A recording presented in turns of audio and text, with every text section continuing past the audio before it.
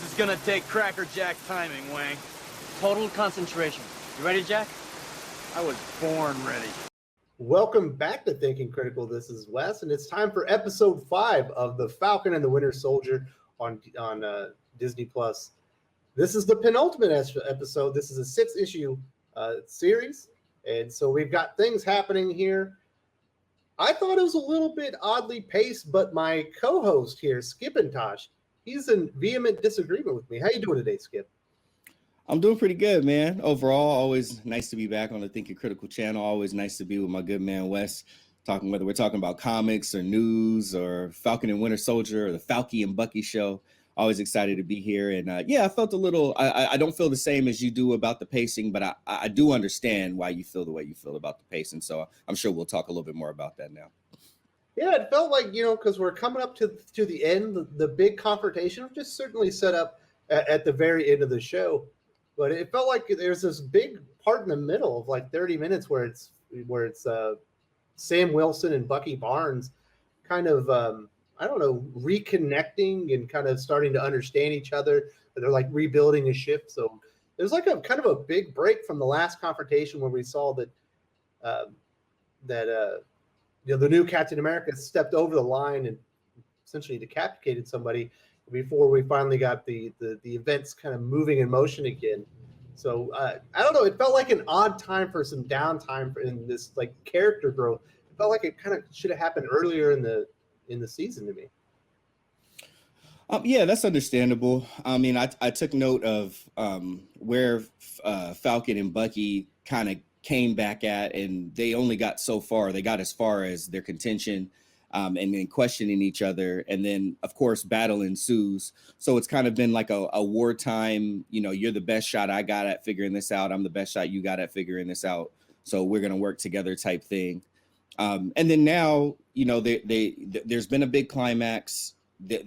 We're back to having a little room to breathe, with dynamics, big tension and release. So we're at a release point now after the tension, and there's downtime enough for them to actually work on their relationship. They left off at the point where they were trying to figure out, what their relationship was. And then they had to go into battle. So it was, Falcon and Bucky. It wasn't, or Falcon and Winter Soldier. It wasn't Sam and James. And now we're back to the time, since there's a little bit of release, where they can figure out Sam and James a little bit more. And I do like the point where they got to. It feels like there's a lot more understanding now, while still being a little bit of the playful, but we're not partners. Yeah, we're not partners. We're working professionals. So I appreciate the journey that they've been on. That was certainly a big portion.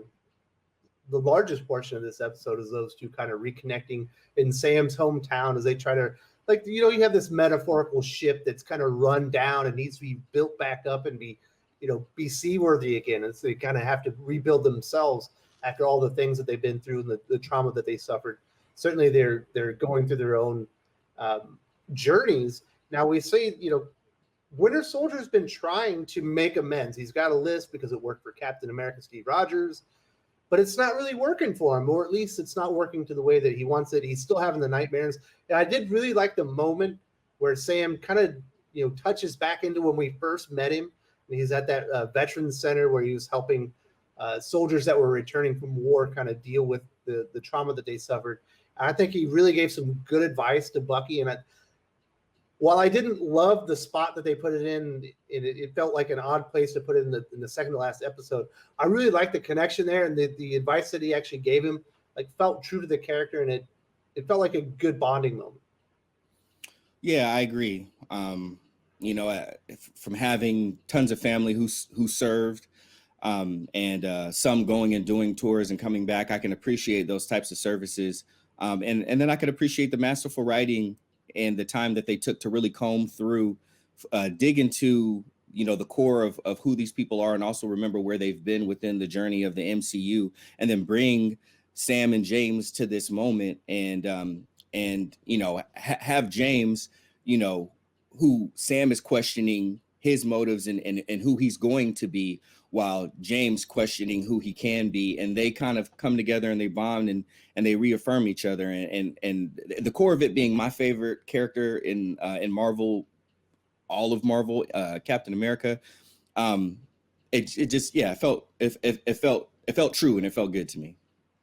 So let's jump right back to the beginning. So we see basically the fallout of what John Walker has done when he's taken Cap's shield and essentially decapitated somebody that was, we wouldn't say they're innocent, but they didn't kill the person that he was getting retribution for. That was not him. And we see him confronted by the Winter Soldier. We see him confronted by Falcon.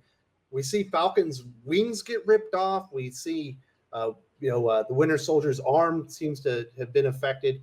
But in the end, they are able to overcome him and return the shield. And that's the legacy of the shield is really the thing that's looming over this entire episode and really this entire series. Mm-hmm. Yeah, I enjoy that part. Again, if I'm going to be a Captain America cheerleader or homer or whatever you want to call me, it really does show the effect that Captain America has had, not only on these people immediately around him who work with him, but the world, even going back to the Flag Smashers and how one of them was telling the leader, Carly, I really used to look up to Captain America. And, in a way, I kind of look at you and a leader in that light, and oddly enough, the current Captain America is the one who ended up beheading that guy or killing that guy, in the same way that Captain America was, swinging down. Well, but remember, the guy also said it's time for Captain America to get his hands dirty. It was the ultimate irony that he's the one that said it. Then Captain America literally got his hands dirty.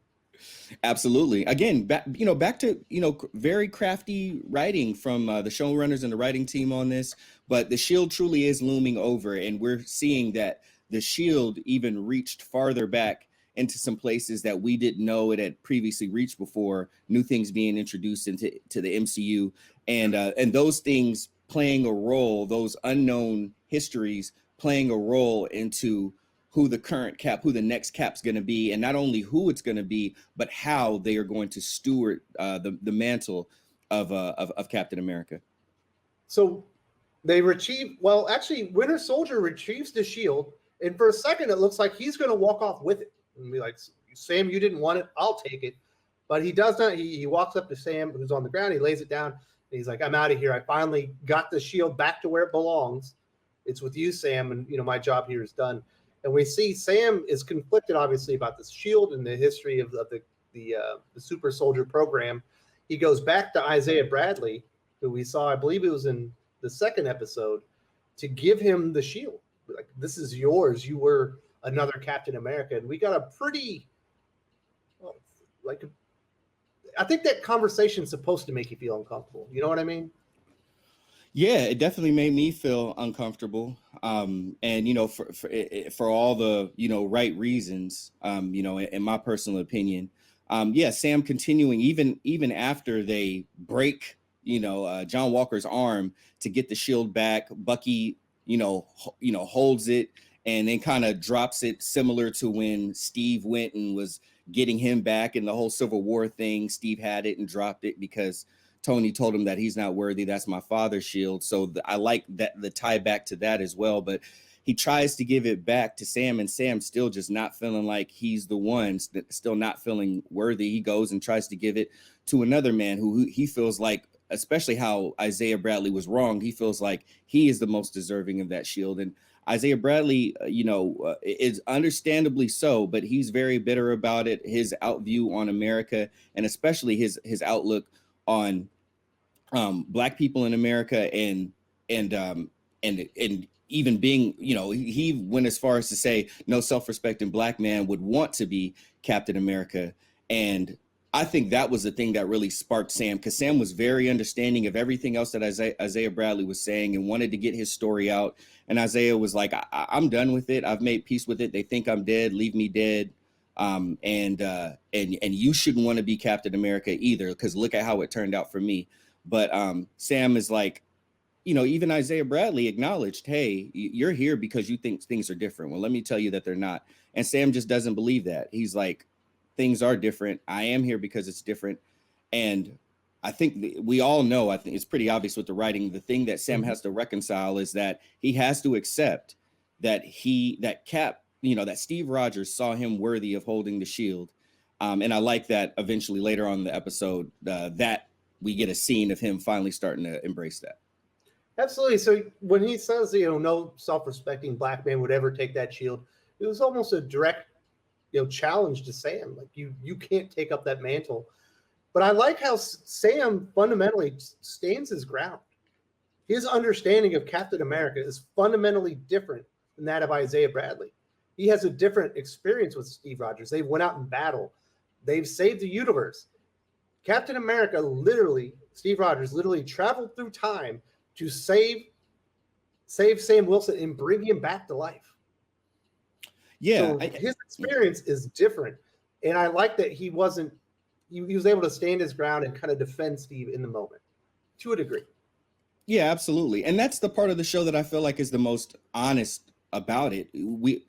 All of my favorite pieces of media are always a war of ideals. And a lot of things often come down to a war of ideals and experiences. And we see how experiences usually shape people's ideals. And what I love the most about that scene is partly of what you're saying. Because of Isaiah Bradley's experience, he feels the way that he feels. And Sam completely understands his experience and acknowledges it. But he did take the time to understand it. He didn't buck against it. He didn't say that didn't happen. It's not valid. I know Steve. You didn't know Steve. If you knew Steve like me, he didn't do all that because he can't know Steve like him. Just like Sam can't go through the experiences that Isaiah Bradley did, but he can take him at his word, say, okay, I understand, but still say, but that's what you went through, and I respect what you went through, but this is what I've gone through, what I'm going through, and I have to make a decision that I feel honors me. Mm-hmm. So I love the fact that there was they disagreed, but there was still respect there, and you could tell that Isaiah respected Sam as well, even if he didn't agree with what his choices may end up being. Yeah, I think it's interesting. Sam's going to have to reconcile. Not only did Steve believe that he should have the shield, there's also a history to the shield, from Isaiah Bradley's perspective, that maybe Steve Rogers didn't know about, but he still has to acknowledge it. And if he's going to take it up, that's part of what comes with it. Now, I do believe that we are going to see people very upset about that scene because Isaiah Bradley was very matter of fact, and he was not, he did not say nice things about the shield and what it represents. Because what happened to him, he went out and saved his friends who he wasn't supposed to go save. And what he got for it was, 30 years in prison and got tortured and experimented on. So I think there are a lot of people that are going to be upset about that moment and some of the things that Isaiah Bradley said. Me personally, I think it fit the character. If that's what his history is, I can see why he would say it. Yeah, same. Like, I'm not the type to say harsh things, but my uncle was one of the people that went to Vietnam, and he came back after that experience. And I think that's part of why it resonates with me so much, is that those are some of the types of things that he was saying, what I mean? And I remember speeches from, Muhammad Ali and all that, him getting jailed because he didn't want to go into the draft, saying that why should I go die for a country that doesn't even, think that I deserve the respect of, any other man, So I get it. Like, I understand it. And same thing, like on the flip side of that, what I liked about the show is it really was honest, and it showed a spectrum, because also at the same time, Sam takes the shield back home. Bucky is sleeping. He wakes up to Sam's two nephews, like playing with the shield, because that, same thing, their experience, they didn't experience those things, but they did experience Cap as a hero and what he stood for and all that stuff, and showing that like the next generation is always, more hopeful, and be it because that, their experience are limited or things have been more good for them in their lifetime. It's just the fact that they're showing a spectrum of experiences, ideals, and all of that stuff, and showing how they can coexist together in a world. I think that's, beautiful. And I loved how it was Bucky, that got to experience that again, a more reaffirmation for him that, like, look at what my best friend did for this world. Look at what he represented, and look how it's still reverberating, through history. So let's get back to John Walker. We do get the after effects. Not only does he lose the shield, his arm gets broken, but he gets unceremoniously discharged from the military. Blessed and honorable. I find it very unlikely that he would not have a court martial. he decapitated a man that was unarmed on national or on world television, like using. I can't believe he's not in jail, but I guess for the purpose of the story, he can't be in jail. Like, I guess they'd have to break him out. So he gets like all the good things that he's done with his service. He had 3, Congressional Medal of Honor. Obviously he'd saved a lot of people, but it's all been taken away from him. So he's lost his honor. But he goes and visits Battlestar's parents, and he's lying to them that he has justice for Battlestar. He says, yes, that's the man that killed your son. We know that's not true, but they were effusive in their praise of him and how proud Battlestar was to go into combat with him. And it feels like that has triggered something in John Walker to where he can't give up Captain America. Yeah, definitely. He had already felt that way, and it was understandable. He truly had invested, the better portion of his life, you may as well say his whole life, into serving his country. And like he said, I've gone and I've done everything that you've ever asked of me. And remember, I love the fact that he was reluctant to even take on the role of Captain America when we first saw him early on in the show. I think it was episode 2. So like, the fact that, it's like y'all asked this of me. It was another thing that I really didn't truly feel comfortable with doing, but I even did this for you. I became Captain America. And when I accepted it, y'all take it from me. Granted, it was something that was, from an action that I had done, but it is a double optics thing. Like on one side, the world capturing, that's what he did. It can't go unpunished because that looks bad on America. But on the flip side, jailing and imprisoning your pick for Captain America also looks bad on the US. So that was the way that I, thought of it in my mind. I was like, oh yeah, that's a double optics thing. Looks bad to do nothing to him. Also looks bad, on you to, imprison your Captain America. At best, you have to just dismiss him. That's kind of what I took from that part. Yeah, I find it hard to believe, but that's neither here nor there. That's the way they went with the story.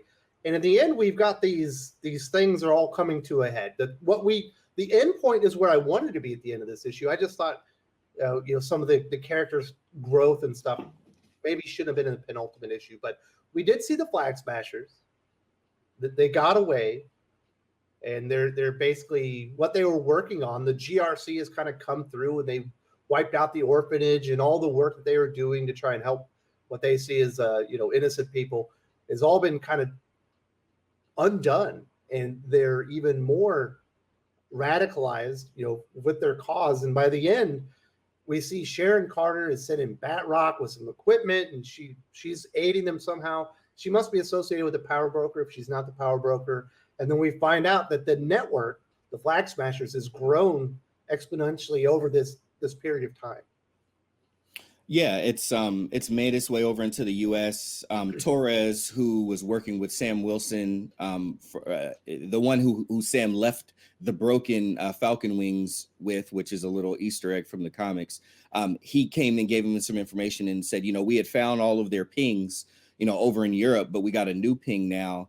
And unless they're using a VPN to completely throwing us off, it's in New York now. So now it's, this ideology has made its way over into the U.S. Now it's hit home, and instead of them always having to go and look for the fight, they still had to do some research. But now they found that the fight is now in their front yard. So everybody is ramping up from that. Of course, with the post-credit scene or mid-credit scene, I should say, that we saw of John Walker, him lying to their family having so much faith in him, telling him how John Hoskins respected him so much and found it so much of a pleasure to serve with him, and was so proud of who John Walker had been through all the tours that they had done before the Battlestar and Captain America mantles had been taken. He feels the need to right his wrong as far as not only letting John die on his, or letting Hoskins die on his watch, but also lying to his family. So he's got to go kill Carly, because Carly was the actual perpetrator of the murder. Carly, and we know the Flag Smashers are in New York. Sam's got to head over there.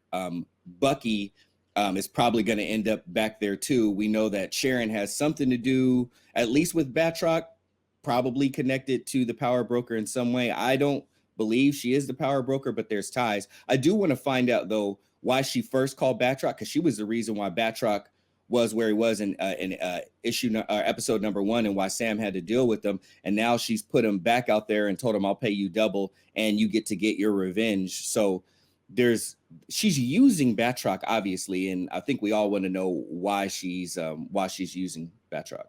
Has she gone rogue, or is she a double agent? Hey, she was always.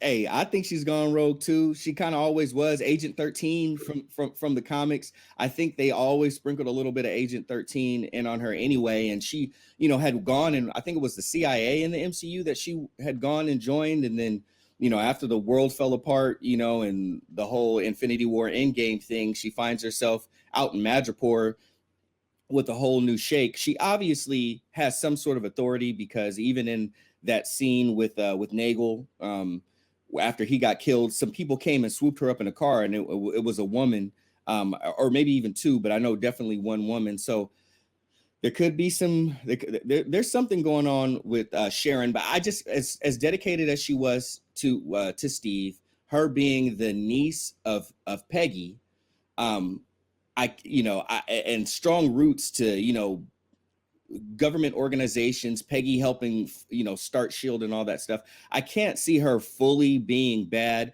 but I do agree with Rogue and her finding her own way to do what she feels is right. So that's what we've got at the very end. So while I thought the episode itself almost felt like an epilogue in parts, the ending point is where it needed to be. The Flag Smashers are in New York. The GRC are having this big conference.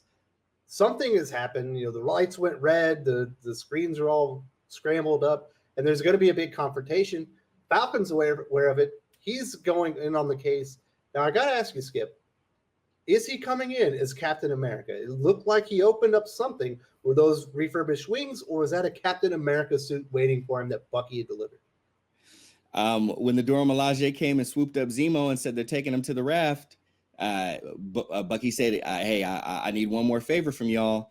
And he ended up having that suit, and he dropped that suit off to Sam. So we know it's going to be vibranium tech. We know he needs a new set of wings.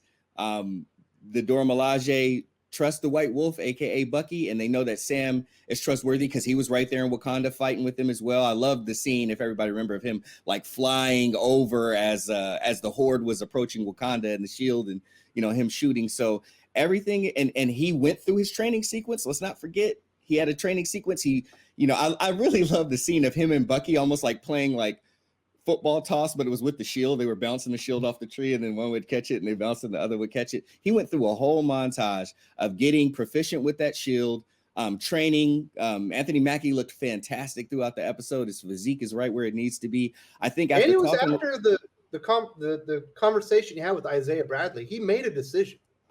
He definitely made that he had. Yeah, and I love the Martha moment, the Sarah moment. Isaiah Bradley's wife was named Sarah. Sam's sister's named Sarah. He went back home. He talked to Sarah, and she was the one that reaffirmed him. Hey, you've always gone to be the one to go out there and fight the fights that you felt like needed fighting. You got to decide who you're going to be. You can't let anybody else do that. And he echoed that to Bucky. I think we're going to see Sam show up in the vibranium Captain America suit. Cap had the vibranium shield. Sam's going to have the vibranium suit and wings. I'm kind of fired up about it, man. We shall see. So I enjoyed parts of it. I think there was some good exploration. It just felt like it was in the wrong place as far as the episode placement. It's like a 3.5 star out of 5 for me. Enjoyable, but I do think, it ended in the right place, and we're ready for the big climax. And I think they're ready for the final confrontation. We still haven't met the power broker, or have we? We shall see. We shall see. For me, I'm going to go with I was going between 3.75 and 4. I'm going to go ahead and land on a solid 4. There was a lot of parts in this episode that wasn't so much like getting me intense and my adrenaline flowing, but really making me use my brain and getting through to my heart and making my heart reconcile some things. And I'm going to go ahead and I'm going to land on a solid 4 for this one. The dynamics, again, tension and release, go up, go down. I felt like obviously they went down, like a roller coaster, go down to start slowly climbing you back up to drop you off that deep one. So the next one might be some real explosions and fireworks and pyrotechnics. Let's see.